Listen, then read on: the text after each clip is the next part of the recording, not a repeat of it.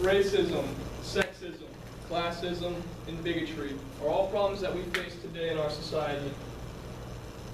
And they are unfortunately problems that some of us face every day.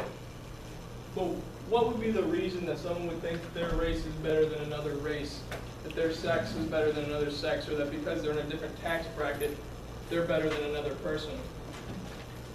What makes it okay for one group of people to hate another group of people? Well, nothing makes it okay, but there are reasons that people believe what they believe. Some of these examples are religion, more specifically religious extremism. There are many religious groups that believe that they are superior to another group of people, such as the KKK, ISIS, Al-Qaeda, Crusades is an example, Buddhists burning down Muslim houses. These are all examples of religious extremists thinking that they are superior to another group of people. Could have been from a traumatic event.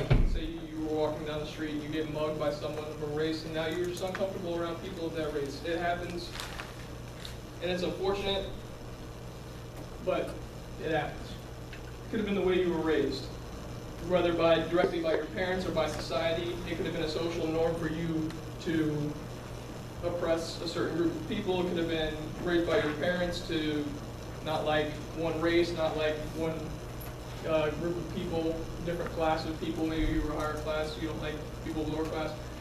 All of these are the real reasons why people believe in hatred, people believe in these isms that we have in our world today, but none of these are good reasons. You cannot logically explain any of these reasons to me. So how do we get rid of all of these isms, all of these hatreds against mankind with one foul swoop? And is it even possible? Yes, it is actually. And it comes with information. It comes with philosophy, love of knowledge. And as you all know from my introductory speech, I love philosophy. And there's one philosophy in particular that I really like, and it is called Thinking Behind the Veil of Ignorance by John Rawls. Now, John Rawls said, you can imagine what it's like to be someone else. You can imagine what it's like to be Kim Kardashian or Jay-Z. We've all thought about what it's like to be someone else, so it's very possible. And then John Rawls argued that if you can think about what it's like to be someone else, you can think about what it's like to be nobody at all. And what I mean by nobody is an ageless, sexless, classless, raceless nobody.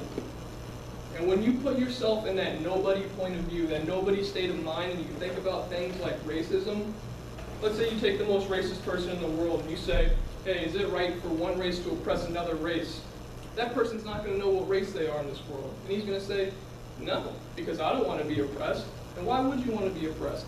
You take this nobody state of mind and you apply it to, should the powerful be able to oppress the powerless?